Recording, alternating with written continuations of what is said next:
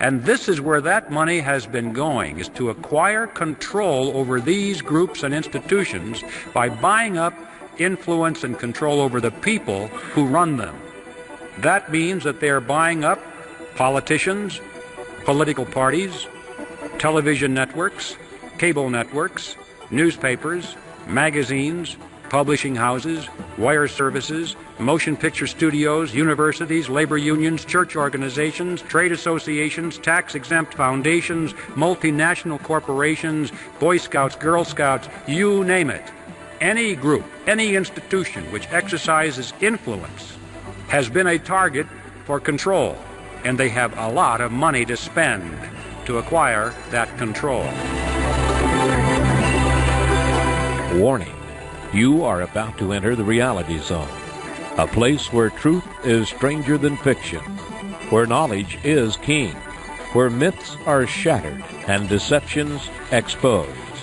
It's a place where the lessons of history are found, and where true life adventures reveal the hidden nature of man. If you proceed, you will not be able to return to the twilight zone from which you came. You have 5 seconds remaining to escape.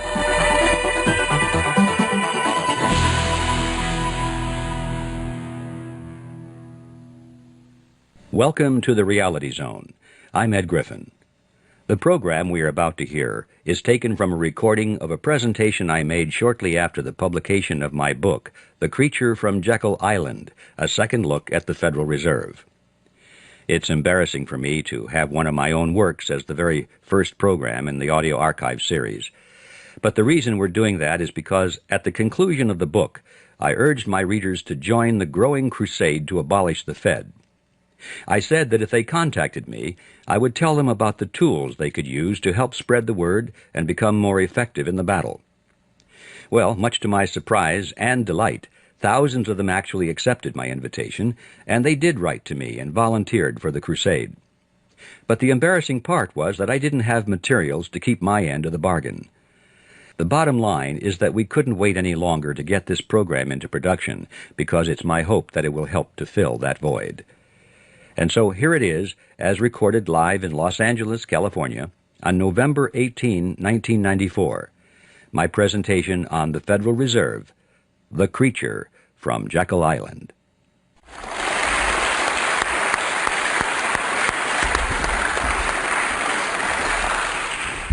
Thank you, Ernie, and thank you, ladies and gentlemen. Although, Ernie, I have to tell you, I think I like the short introduction better. I guess there was a lot of traffic out there tonight, so we're getting started quite late. So I think I'll dispense with the usual jokes and all the preliminary remarks and jump right into the topic. And to try and give it some kind of historical perspective, I'd like to go back to the 1st century BC, to a tiny kingdom called Phrygia. It was in Phrygia that there was a philosopher by the name of Epictetus. And it was Epictetus who said, "Appearances are of 4 kinds. Things either are as they appear to be, or they neither are nor appear to be, or they are but do not appear to be, or they are not and yet appear to be." There'll be a quiz on this. When I read that statement, I was sure that if Epictetus were alive today, he probably would be a Harvard professor of banking and economics. Because doesn't that sound like the kind of explanations that we get when you read through the Federal Reserve bulletins trying to tell you what the money aggregates are and that kind of thing? See, what Epictetus did was he took a relatively simple concept, but by the time he was through explaining it, we didn't have any idea what he was talking about. Never stop learning, because life never stops teaching. Every experience, whether good or bad, holds a lesson. In every challenge, there's growth. Every failure offers wisdom. Life is constantly evolving, and so should we. The moment we think we know it all, we close the door to possibility. Stay curious, stay open, and remember that every day is an opportunity to become a little wiser, a little stronger, and a little better than before. And this is so commonly done today by the experts. Nevertheless, I thought that his statement was pretty good because it provided us with a track to run on, kind of a theme for this presentation. Because, you know, if there's anything in the world that is an appearance which is deceiving, it is the Federal Reserve System. In fact, it is one of those appearances of the fourth kind, which I'm sure you all remember, were those appearances which are not and yet appear to be. So I'd like to use that as my theme for this topic and come back to it now and then during the progress of this presentation, if I remember to do that, and use it as a punctuation point here and there, and as a reminder of one of the most important aspects about the Federal Reserve System that there is to comprehend, and that is that there are a lot of deceptive appearances going on here. I think the best place to begin our story is with the creation of the Federal Reserve System itself. In fact, that takes us right to the reason for the title of the book, The Creature from Jekyll Island. For those of you who are not yet familiar with the background of this story, you should know that Jekyll Island is a real island. It's off the coast of Georgia, and it was on that island in 1910 that the Federal Reserve System was conceived at a highly secret meeting that took place there. When things are done in secret, there's usually something to hide. And so I'd like to tell you that story and document it so that we can find out, first of all, that there was a meeting, that the Federal Reserve was indeed created there, that indeed there was a great deal of secrecy, and then we'll ask the question, why the secrecy? In 1910, Jekyll Island was completely owned by a small group of millionaires from New York. People such as J.P. Morgan, William Rockefeller, and their associates. This is where their families came to spend the winter months. It was a resort island. It was called the Jekyll Island Club. And on the island there was a magnificent clubhouse, which was the center of their social activities. You can visit that clubhouse today, as a matter of fact. The island has since been purchased by the state of Georgia, and the clubhouse has been fully restored. It's a beautiful thing.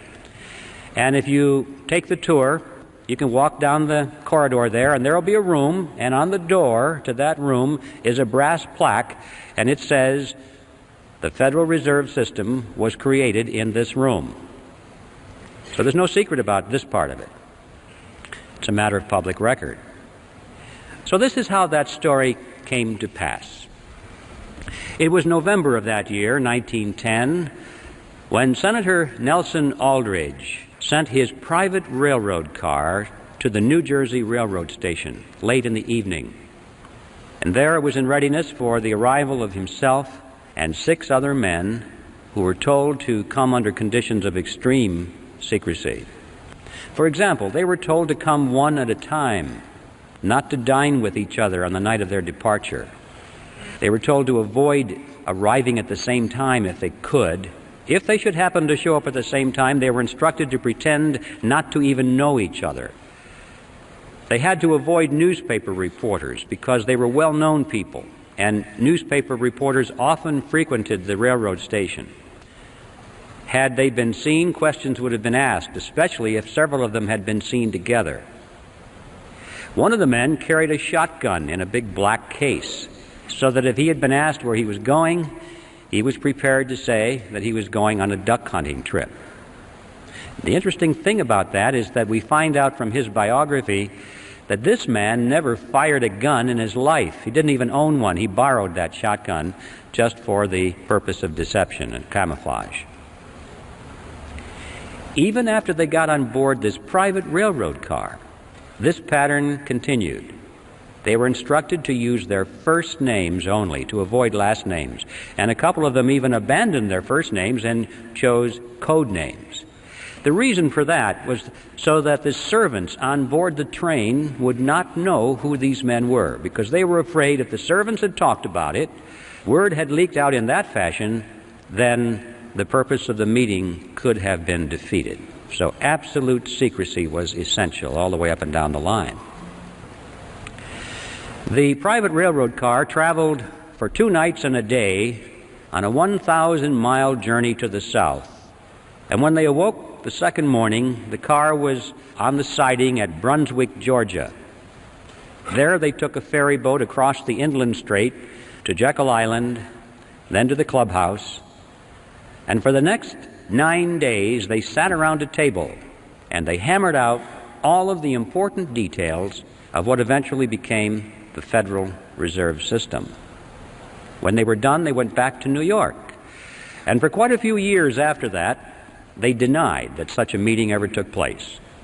It wasn't until after the Federal Reserve System was firmly established that only then did they begin to talk openly about their meeting and what they accomplished there.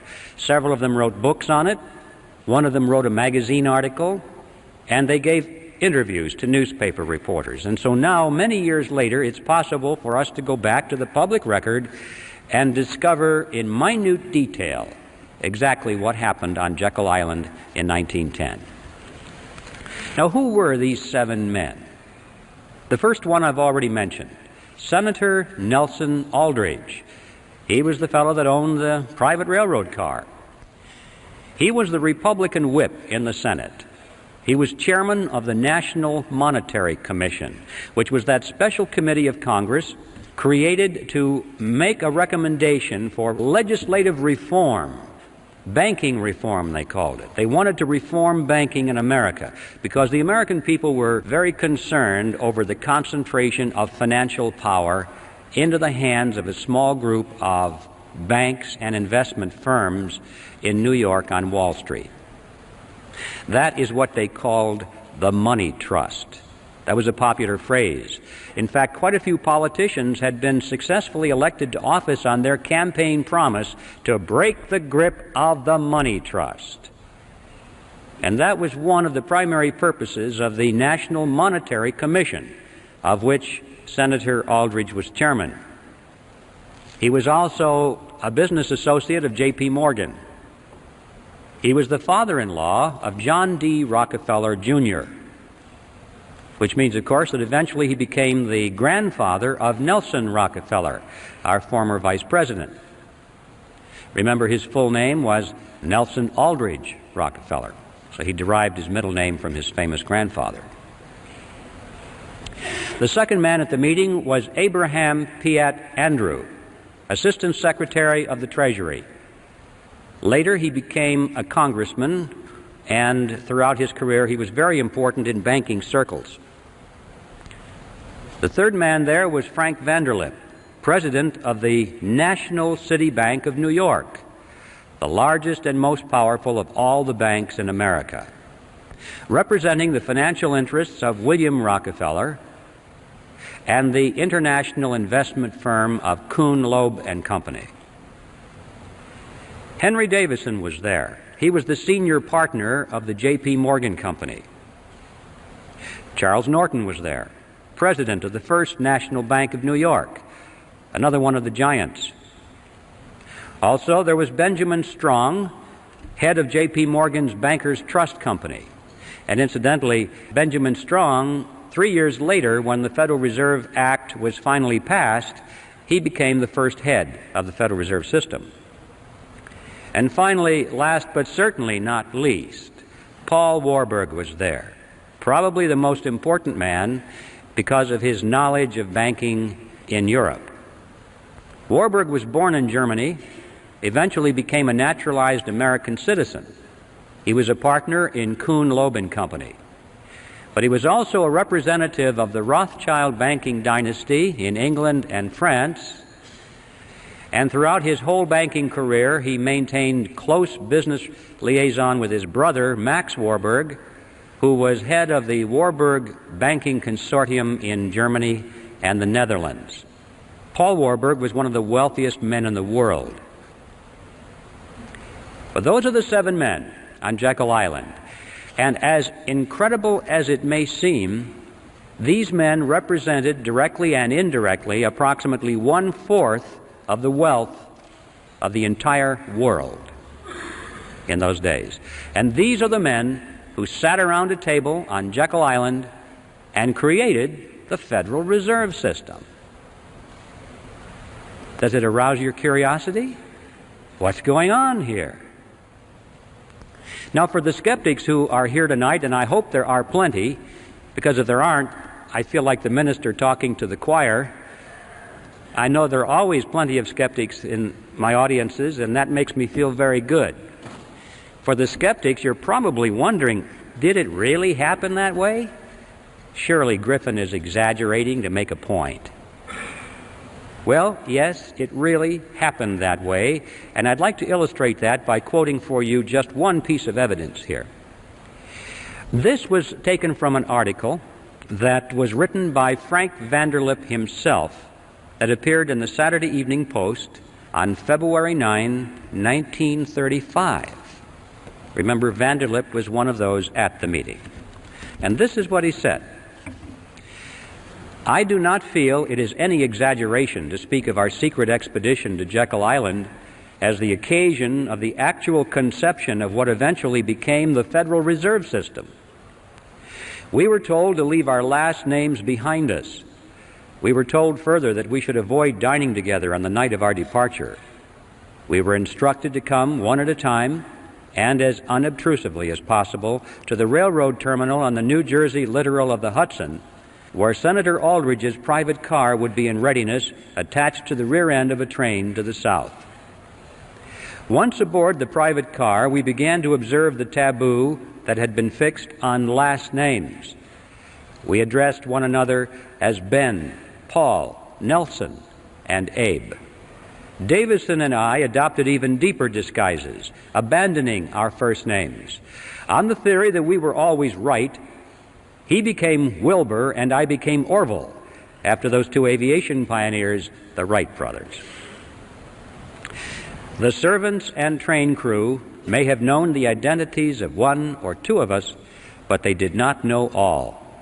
And it was the names of all printed together that would have made our mysterious journey significant in Washington, in Wall Street, even in London. Discovery, we knew, simply must not happen. Well, why? Why the secrecy? What's the big deal here? What's wrong with a group of bankers going to a private location and discussing banking or banking legislation? And the answer to that is provided by Vanderlip himself in the same article. He said, if it were to be exposed publicly that our particular group had got together and written a banking bill, that bill would have no chance whatever of passage by Congress. Why not? Because the purpose of the bill was to break the grip of the money trust. And ladies and gentlemen, it was written by the money trust. It's as simple as that. Had the public been aware of that fact, at the beginning we would never have had a Federal Reserve System. That was like asking the fox to build the hen house and install the security system. Absolute secrecy was essential for that reason. Congress would never have gone for it. The public would never have gone for it. So there we're face to face with a very important fact about the Federal Reserve System that is not generally known today. It certainly wasn't known then. And that it was formed in secrecy because there was deception at work here. But there's more to it than that, much, much more. Analyze for a moment the composition of that group. Doesn't it seem strange to you that these men were all together? Here we had the Morgans, the Rockefellers, Kuhn Loeb and Company, the Rothschilds, the Warburgs, all sitting around a table here, coming to an agreement. Anything strange about that mixture? Well, ladies and gentlemen, these were competitors. What's going on here? Competitors sitting around, coming to an agreement. These were the giants in the investment field, which prior to this period were beating their heads against each other, blood all over the battlefields, fighting for dominance in the financial markets of the world, not only in New York, but Paris and London, everywhere. And they're coming to an agreement of some kind. This is an extremely important fact that is generally overlooked, because it happened precisely at that point in American history, which is sometimes described in our history books as the period of the dawning of the cartel. This was that point in American history when a major ideological transition was taking place in business. Big businesses which had grown to great power and size and prosperity through the process of free enterprise competition, which is what made this nation great and allowed us to surpass the old world, now were in the throes of converting their ideology to that of monopoly, the avoidance of competition. It was John D. Rockefeller I who said it. He said, "Competition is a sin." And it became the destiny of these people to avoid competition now at all costs. Their life effort was to eliminate their competition if they could. If that was impossible, then to buy them out. If that was impossible, then to join with them in a shared monopoly, which is called a cartel. And this was the period of history when that transition was taking place very rapidly in all industries. For the 15-year period prior to the meeting on Jekyll Island, these financial groups of which we are speaking had increasingly come together in joint ventures rather than compete with each other. They found that it worked. They liked it. And the meeting on Jekyll Island was the culmination of that process. And now we come to the second astounding realization about the Federal Reserve System, is that it is not a government operation at all. It is, in fact, a cartel. They created a banking cartel and legalized it by law, passed a law to make it legal and to enforce it. That is an amazing understanding of the Federal Reserve that you're not going to find taught in your textbooks. It is a cartel. But there is a third element that is even more important than those two for an understanding of what it's doing to us. And the third element that we must understand is that this cartel went into partnership with the government. Cartels often do that to enforce their cartel agreements, but in this case they did it in spades. Now, when a partnership is formed, there has to be a reason, there has to be a benefit for the partners, or they're not going to do it. So it's a legitimate area of inquiry for us to know and to ask, what's the payoff to these partners? Why did they do that? Why is the government in it? What does it get out of it? And then we'll ask and find out why the cartel is in it and what it gets out of it. In order to see how that functions, we must examine now the mechanism by which the Federal Reserve System creates money. How does money come into being in our country? I call it the Mandrake mechanism, named after that comic book character of the 40s, Mandrake the magician. Before I go into this, I need to warn you folks about one thing. Don't try and make sense out of this, because it doesn't make sense. It's not supposed to make sense. Just remember that this is your good old-fashioned scam, and you'll be able to understand it pretty well. Furthermore, I want to tell you that I'm going to make this sound very simple because I'm stripping out of it all of the banker language and all of the accounting terminology, and I'll speak it as best I can in plain old English. But I can assure you, even though it may sound like it's ridiculously simple, can assure you that every part of this is 100% accurate from a technical point of view. So this is how it works. It starts with the government side of the partnership. It starts, in fact, in Congress. Congress needs money, a lot of money, far more than its income. Taxes only make up a small percentage of what Congress spends. Well, how can they spend more than they take in revenue? Here's how it works. Congress, let's say, needs $1 billion for today's expenditures. So they go down to the Treasury and they ask for the money. And the Treasury official says, you guys have got to be kidding. We don't have any money here. You spent it all back in February or March. Everything we took in taxes is gone. Not to worry, they say. Together they walk further down the street to the Federal Reserve Building. Now, the Fed has been waiting for them because that's one of the reasons it was created. They walk in, and the officer at the Federal Reserve opens up his desk drawer, pulls out a big checkbook, and he writes a check to the United States Treasury for $1 billion and signs it and gives it to the Treasury official. Now, we need to ask a question at this juncture. Who put that $1 billion into the checking account at the Federal Reserve so that they could lend it or give it to the government? Where did that money come from? And the amazing answer is, there is no money. In fact, technically, there isn't even a checking account. There's just a checkbook.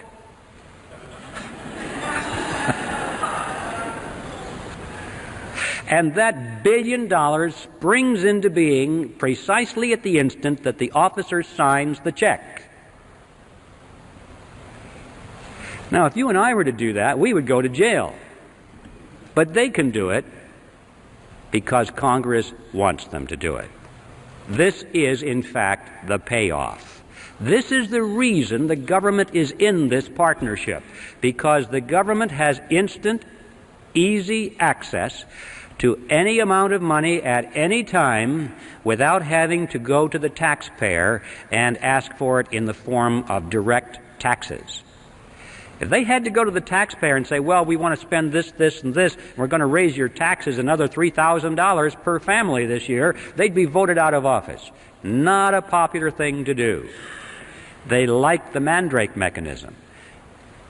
But that's why the government is in it. But why is the banking cartel in it? To answer that question, we'll go back to that $1 billion check and follow some of the money.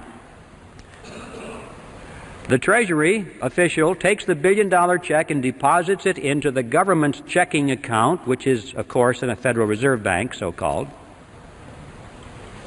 And at that instant, the computers show that the government made a $1 billion deposit, therefore it has $1 billion in its account, therefore it can now write up to $1 billion in government checks, which it starts to do. We'll follow just a $100 check that it writes to the postal worker that delivers our mail.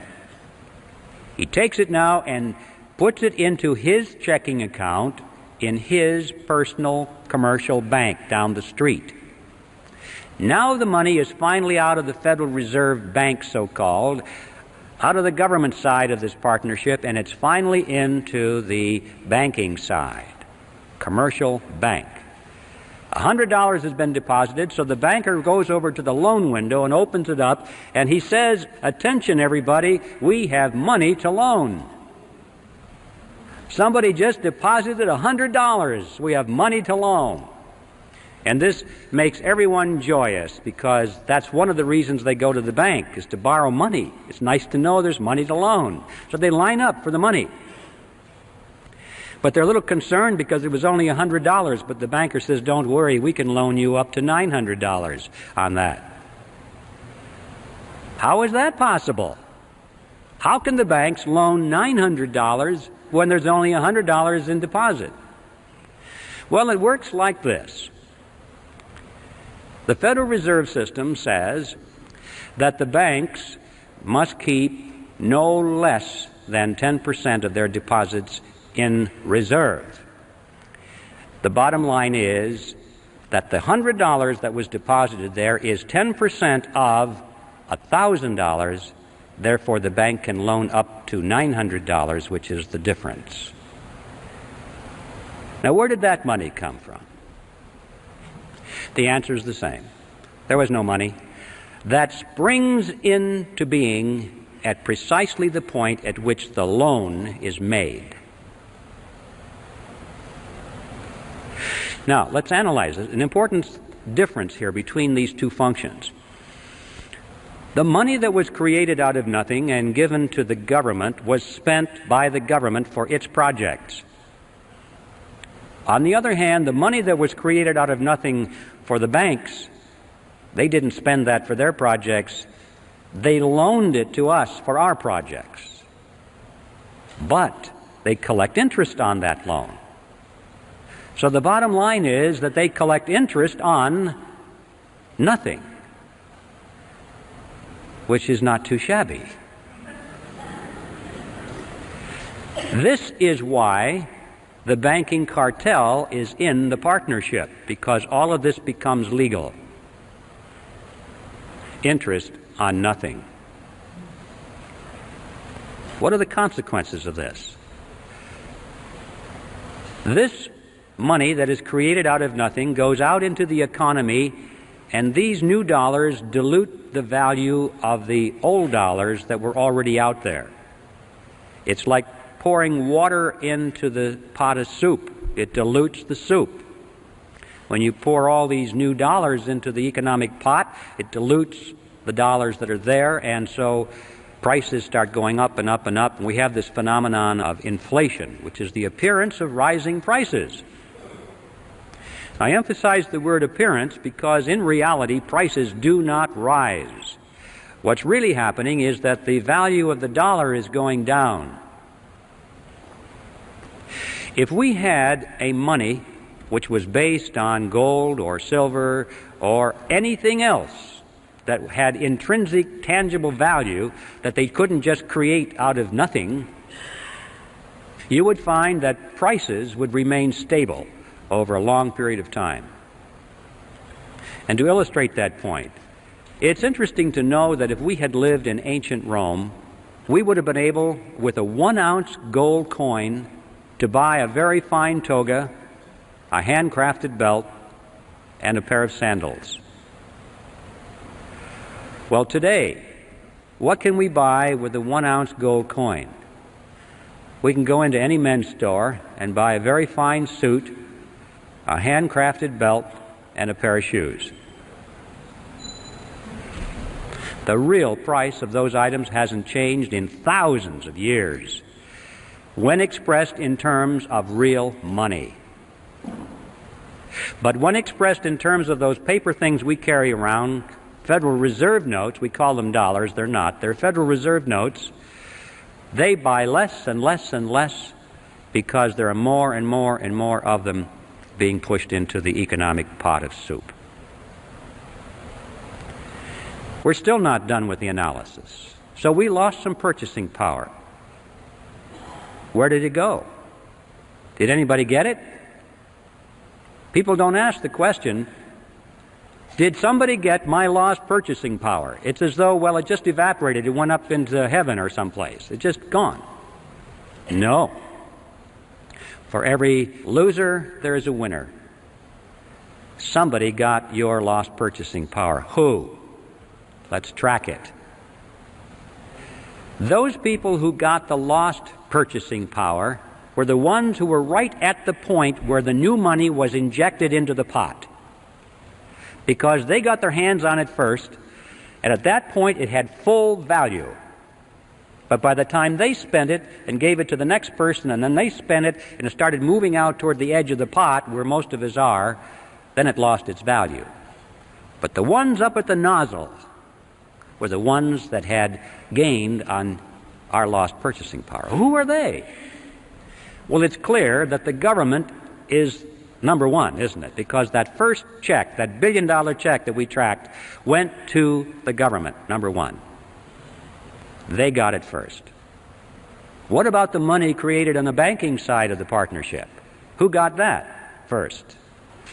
Well, the borrowers, didn't they? The ones that lined up at that window. That was the nozzle. Now, this is something that we all recognize. In times of inflation, everybody says it's wise to borrow. Why? Because you borrow dollars, but you pay back in dimes. Inflation erodes that thing, and you have contracts, and you pay back with money that has less and less value. So the poor guy that gets your payment at the end of the line has lost his purchasing power, but you gained it because you were smart enough to borrow in times of inflation. Right? That's the way it works. That's one of the reasons they entice people into debt, because it's the smart thing to do. What they don't tell you, however, is that what you are gaining from this process, you are turning around and having to pay to the bank in the form of interest payments on that loan. Interest on nothing. The bank is actually capturing your gain through interest payments. Now, sometimes you have paper profits. Oh, look at the value of this real estate. Look at the value of this stock. People are paying more and more for it.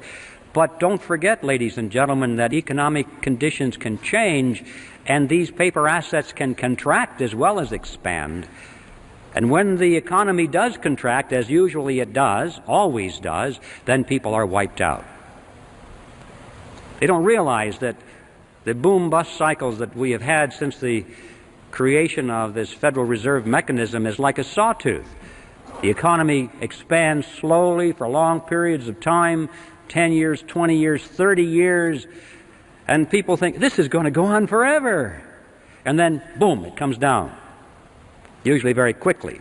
A lot of people lose their assets. And then it starts again for another 20 or 30 or 40 years. Oh, it's a wonderful ride, and then, boom, it comes down. And every time it comes down, people lose their investments. Notice, however, when you go to the bank and they give you something which costs them nothing to create, what do they want from you in return? Signature on the dotted line for your car, your house, all your assets, right? So if you can't make your payments of this nothing money, they get your marbles. They always win. In times of whether it's expansion or contraction, it doesn't make any difference. It was planned that way, carefully worked out.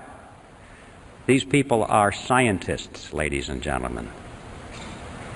This is the bottom line, that those who gain your lost purchasing power are the two groups that comprise the partnership in the Federal Reserve System, the government and the banking cartel. Now, this process is a tax.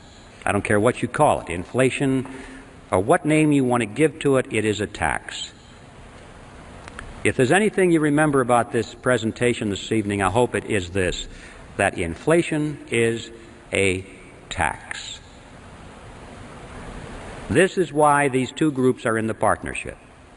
On the government side, they are able to tax their citizens in any amount, unlimited amounts of money, without the people even knowing that they are in fact paying a tax. And on the banking side, they are able to collect perpetual interest on nothing.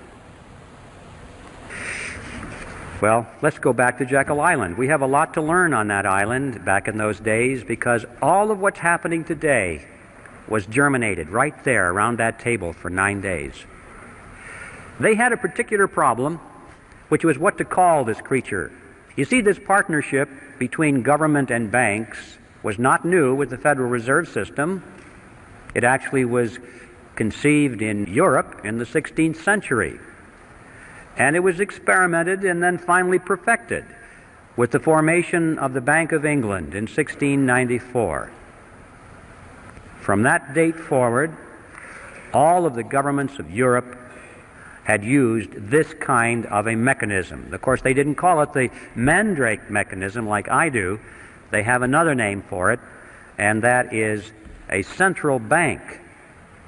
So, when it came time to bring the central bank mechanism to America, these fellows on Jekyll Island knew that's what they were doing, but they couldn't call it a central bank because Congress was already on record as saying they didn't want that, because they thought that what we needed in this country was something that was unique for the American economy.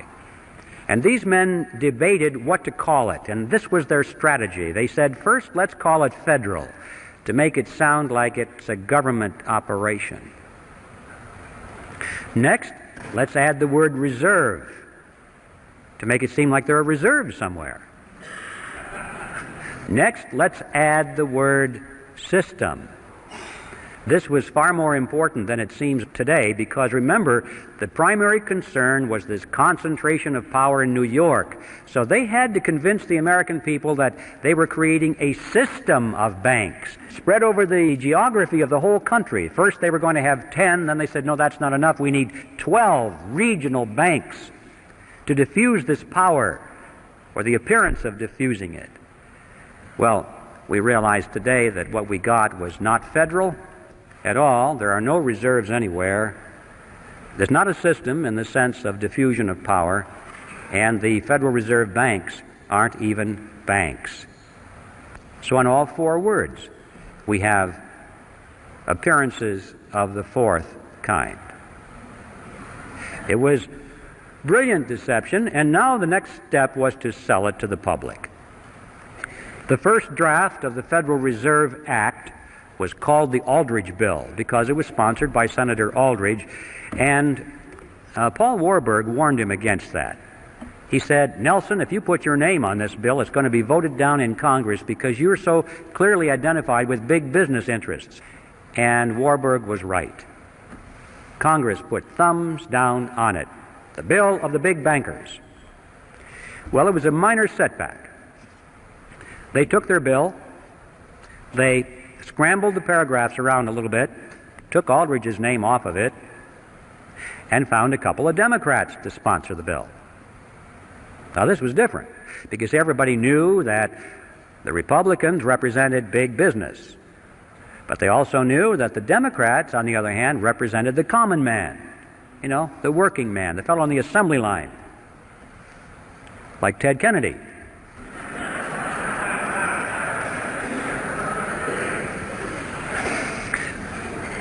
So they found a couple of millionaire Democrats to sponsor the bill.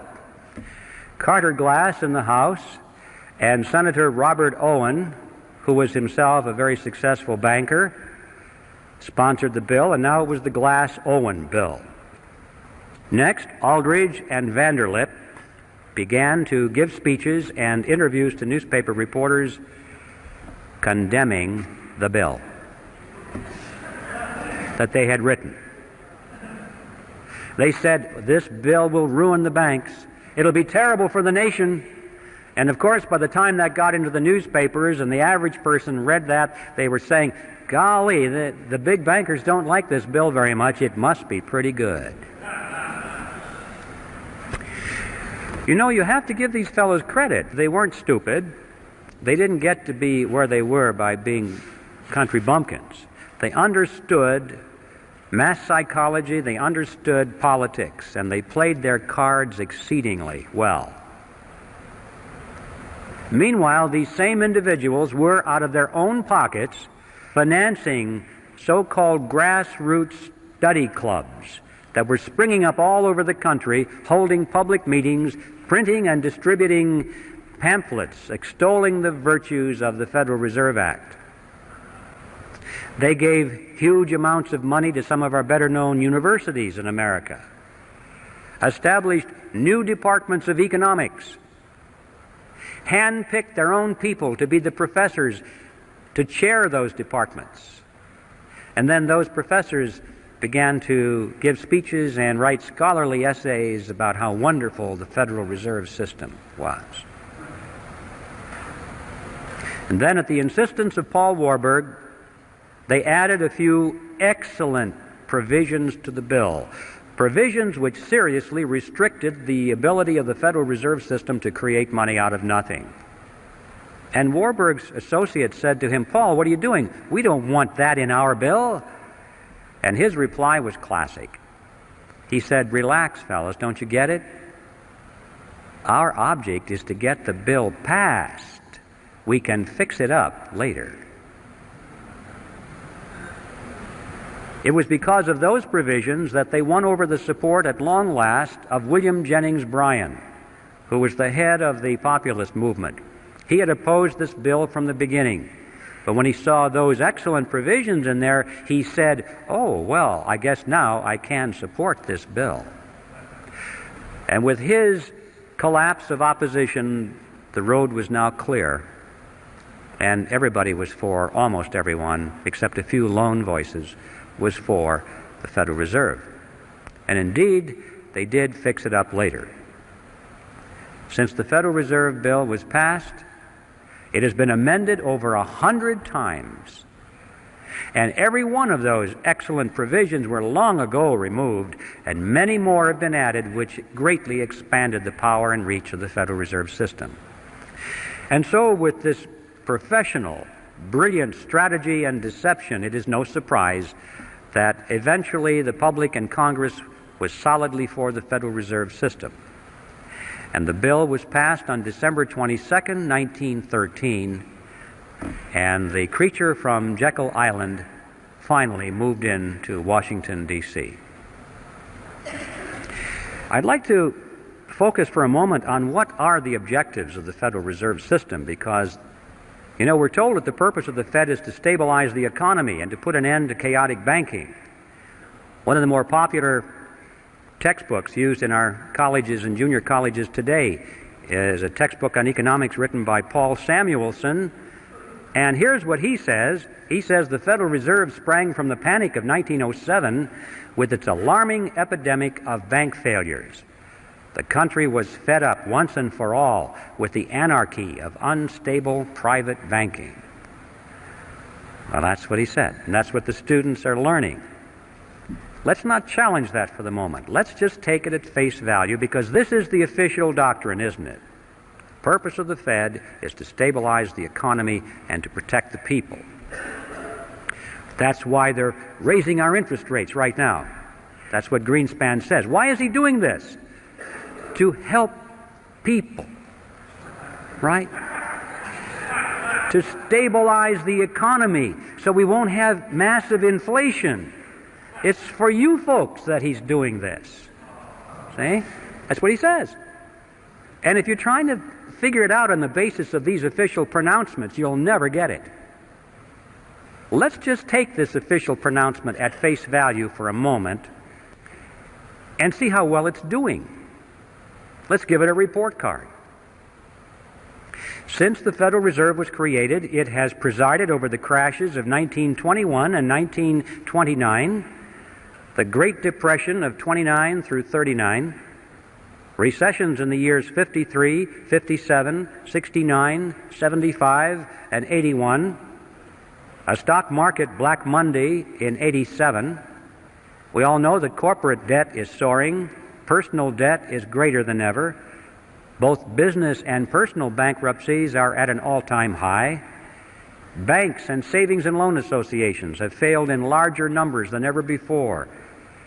Interest on the national debt is consuming half of our tax dollars. Heavy industry has all been but replaced by overseas competitors.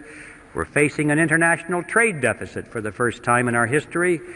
75% of downtown Los Angeles and other metropolitan areas is now owned by foreigners, and over half of the nation now officially is in a state of recession. Now, that's the report card of the Federal Reserve System after 80 years of stabilizing our economy. I don't think it's even controversial to say that it has failed to meet its stated objectives. The only controversial issue is, why has it failed? And my answer is, because those have never been its true objectives. What are its true objectives? Well, what are the objectives of any cartel?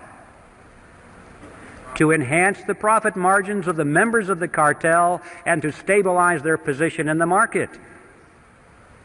If we hold that in mind, now we get a different picture folding before us. Now they're not failing at all. They're succeeding.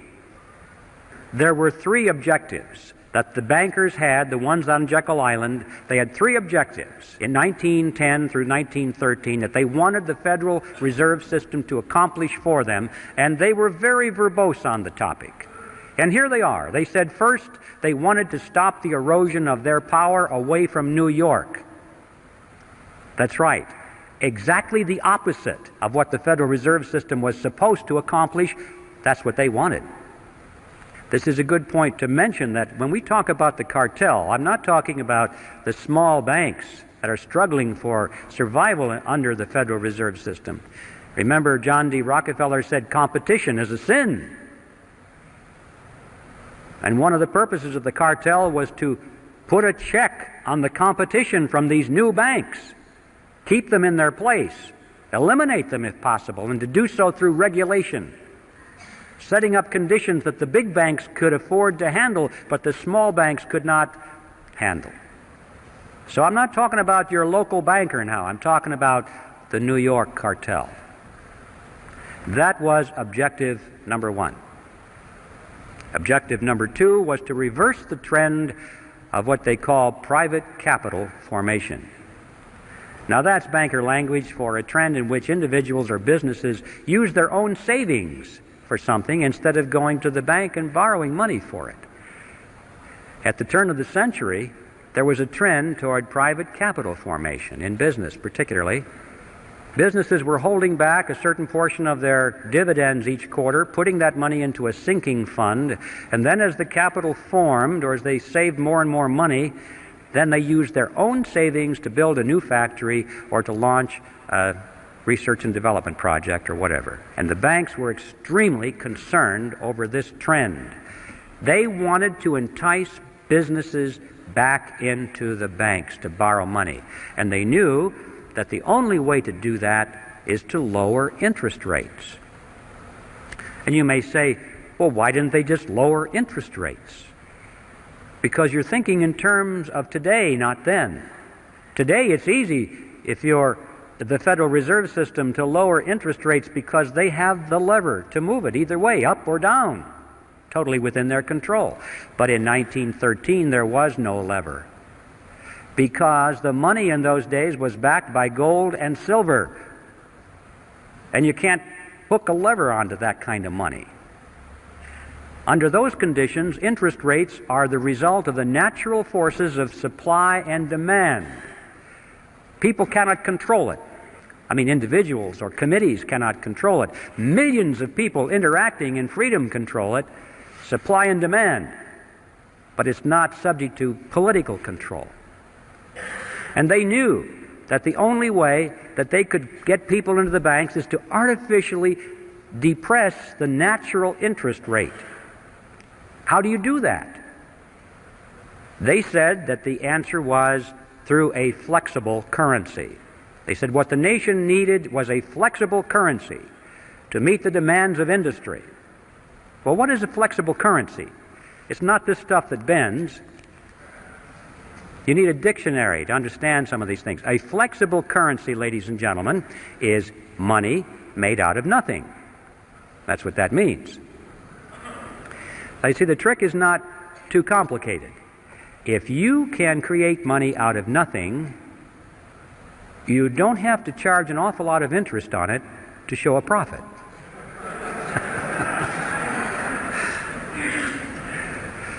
So, with a flexible currency, they could lower the interest rates below the natural level, still make plenty of profit on it, and entice the businessmen back into the banks. So the goal was a flexible currency. That was objective number 2, and objective number 3 was to pass on the inevitable losses of the banks, pass them on to the taxpayers in the name of protecting the people.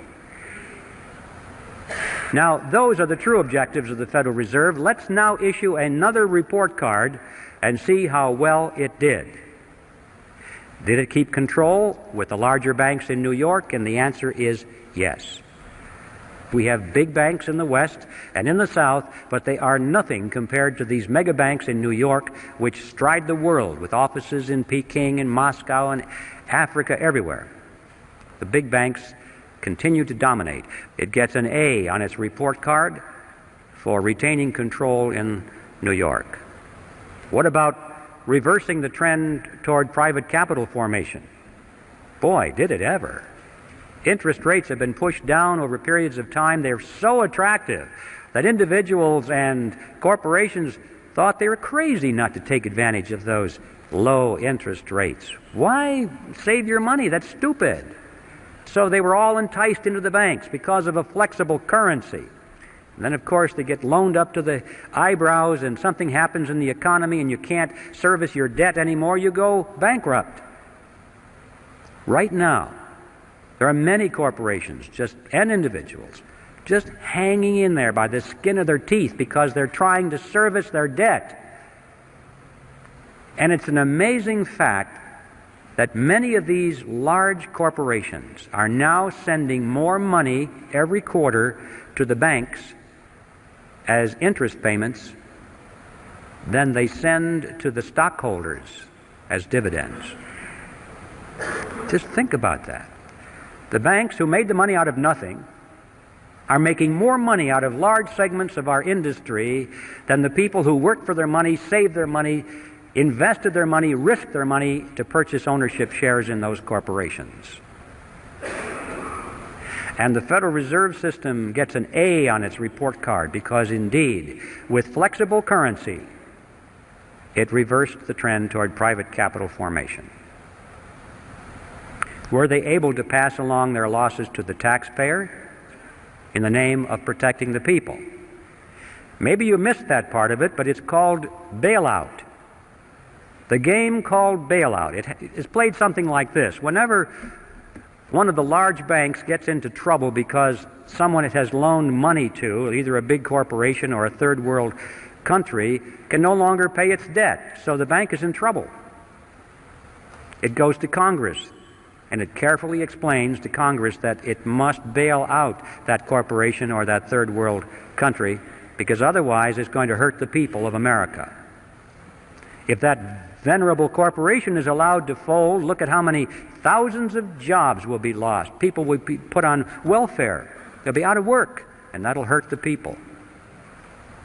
If that country down in South America cannot pay its loan, Uncle Sam better pay it for him, because otherwise the venerable bank in New York will have to write the loan off of its books, and then technically it'll be bankrupt. It may have to close its doors. It would collapse. And look at the thousands of people who have money in that bank who would be hurt by that.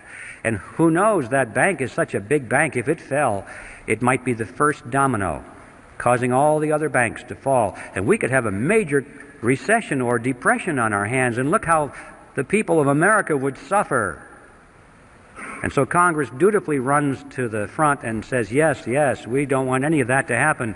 And they vote the funds to guarantee the loans, or in some cases to make outright payments to keep that river of interest payments going to the banks. Not the small banks, the big banks.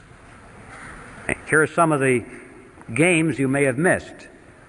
Penn Central Railroad was bailed out in 1970. Lockheed Corporation also in 1970, Commonwealth Bank of Detroit in 1972, New York City in 1975, Chrysler Corporation in 1978, First Pennsylvania Bank in 1980, Continental Illinois, the largest of the banks so far, in 1982, and all of those countries in the third world who can no longer make their interest payments are now making their payments because they got the money from the International Monetary Fund and the World Bank, which got it from the Federal Reserve System, which got it from you and me through the Mandrake mechanism. And my final topic before I reach the conclusion is one that I think you'll find interesting, and that is usury. In the old days, the biblical times, usury was defined as interest on a loan. Any interest on any loan was usury. Well, in modern times, that's been redefined to mean excessive interest on a loan, not moderate interest, because, this is in keeping with the concept that if we work hard for our money, we save our money, we don't spend it, we sacrifice its pleasure, and we loan it to somebody for their venture, we're entitled to a reasonable return for that sacrifice. A reasonable interest seems fair and logical to most people. But what is this thing, excessive interest? Thomas Edison said, "People who will not turn a shovelful of dirt on the project, nor contribute a pound of materials, will collect more money than will the people who will supply all the materials and do all the work." I wondered about that when I read it. I thought, was Tom exaggerating? So I got my calculator out and I punched in the numbers. I took, for an example, a $100,000 house to be built. I assumed the $30,000 was going to go for the land and the architect's fees and the permits, that $70,000 would go for the actual construction of the house, the labor and the materials. I assumed that the buyer would go to the bank, put 20% down, take out a 30-year loan at 10% interest. I punched in the numbers, and I found out that the borrower will pay to the bank in interest $172,741 as compared to $70,000 paid for those who did all the labor and did all the work. In other words, the bank will earn 2.5 times as much money as those who produced. You may say, well, yes, but don't forget the time value of money. When you save money and you sacrifice its use, and 30 years is a long period of time and all this. No, not this money, ladies and gentlemen. Nobody worked for this money. Nobody sacrificed. Nobody saved it. This money was created out of nothing. And I suggest that $172,741 interest on nothing is excessive. I think it's time for a new definition of the word usury. Any interest on any loan of fiat money, meaning money made out of nothing.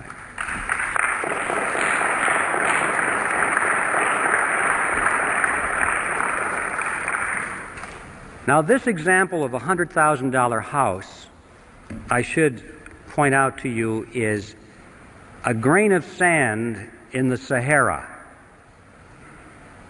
This is nothing. You have to multiply this process by every house in America, by every hotel in America, every high-rise office building in America, every jet airplane, every automobile, every factory, every warehouse full of materials, every farm building, all the farm equipment. And you are talking about a river of unearned wealth perpetually flowing into the banking cartel that is so wide that you can't even think across it in your mind. The numbers are beyond comprehension. Where is this money going? You get the mental picture that maybe it's going into a big lake someplace. There's a big dam and it's building up. All this money is accumulating and these people are getting richer and richer and richer. Wrong. Doesn't work that way. When a person has all the wealth that he can possibly want or use for the pleasures of life, what is left? Power. Yeah. Ladies and gentlemen, they're spending this money, this river of wealth is being used to acquire power over you and me and our children. They are literally buying up the world with it. And I don't mean they're buying up the real estate and the hardware. They're buying up control over the organizations, the institutions through which people live and act and rely on for leadership and opinion. Technically, in sociological terms, this is called a power center. These are the power centers of society, the groups through which people work. And this is where that money has been going, is to acquire control over these groups and institutions by buying up influence and control over the people who run them. And they're spending the money on that. That means that they're buying up politicians, political parties, television networks, cable networks, newspapers, magazines, publishing houses, wire services, motion picture studios, universities, labor unions, church organizations, trade associations, tax-exempt foundations, multinational corporations, Boy Scouts, Girl Scouts, you name it. Any group, any institution which exercises influence has been a target for control, and they have a lot of money to spend to acquire that control, especially those organizations and individuals which supposedly are in opposition to themselves. This process has been going on not only in our country and in a more or less parallel manner in the other industrialized nations of the world, but ladies and gentlemen, in the so-called third world or underdeveloped nations, it has gone on so much further than you can ever imagine. In fact, it is now complete. These countries have been purchased already with this money. Did you ever wonder what's going on there at the International Monetary Fund and the World Bank? You don't hear much about that. Every once in a while, on the back page of the newspaper, you'll read that Congress authorized another $100 billion to go to the IMF, to be loaned to some little country or given to them, and they explain to us that this is to raise their standard of living. Well, you don't believe that either. That is an appearance of the fourth kind.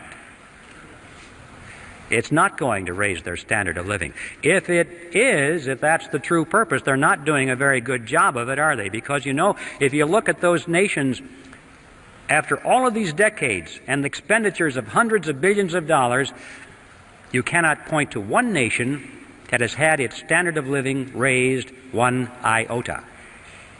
In fact, in most cases, it's the other way around. The reason is simple. That's not the purpose of the money. The money does not go to the people. It does not go to the businesses in those countries, which might have a chance of raising the standard of living. It goes to the politicians in those countries, to the governments. And it is used specifically to strengthen their control mechanisms over the people, to build collectivist totalitarian systems. Countries that start off as inefficient dictatorships get all the money from the United Nations and end up as efficient dictatorships. The money is used to strengthen their army and to strengthen their bureaucracies. These people, for the most part, couldn't care less about the standard of living of their subjects, so long as they live well, so long as they have their mansions and their yachts and their jet aircraft and their trips to New York, to the United Nations, and their suites at the Waldorf Astoria. Ideology means nothing to them. Socialism, communism, capitalism, fascism, what does it matter? Where's the money? This is it. And we're now dealing with second and third generation welfare families here. You know how hard it is to break a welfare family in our own country after the second and third generation. We have governments around the world that are now second and third generation welfare to the UN. There's not a chance in the world they're going to break away from that money. They wouldn't know how to operate any other way. It's a way of life. They're addicted. And they now are in place in the New World Order, where they're just waiting for you and me to show up. In fact, that's the other side of this. Not only has this transfer of wealth from America to the third world not raised their standard of living, but it has indeed helped to lower ours. And that, too, was part of the plan. In many ways, they're trying just to waste money, to reduce our standard of living.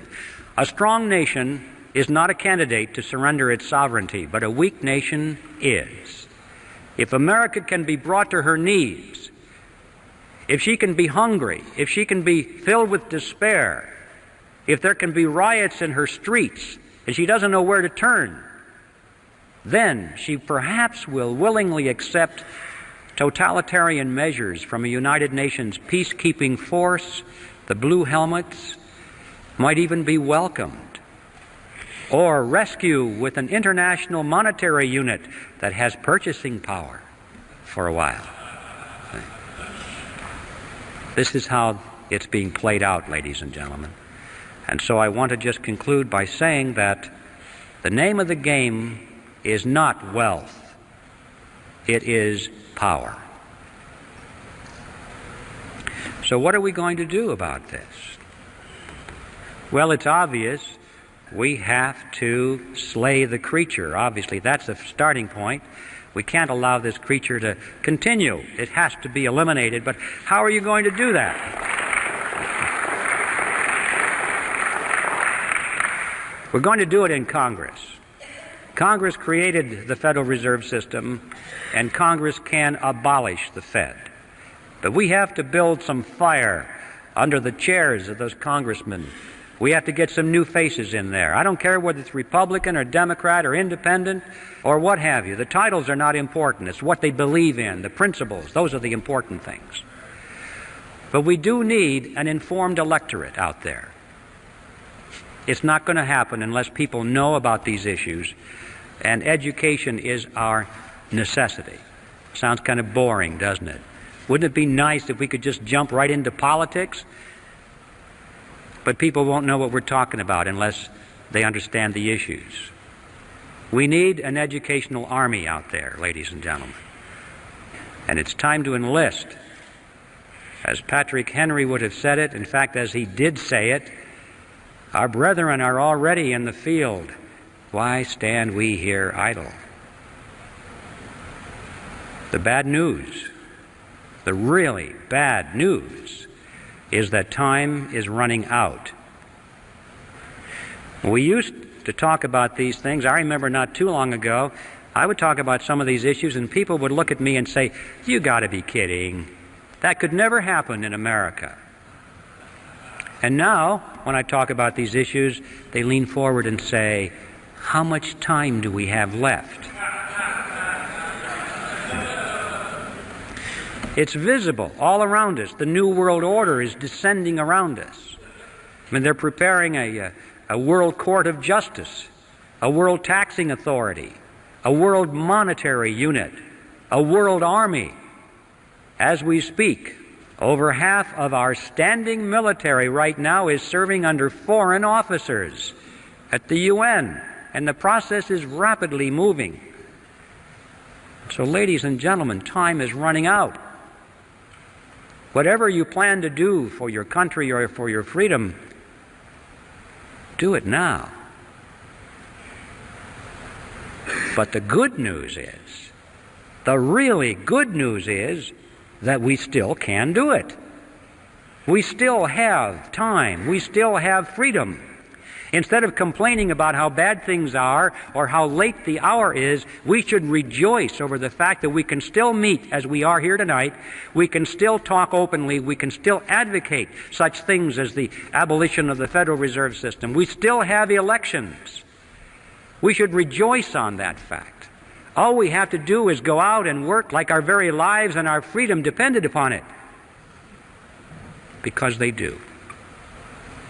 And I think a good place to begin is to send Epictetus back to Phrygia and to convert that grand appearance of the fourth kind into a disappearance of the first kind. Thank you very much.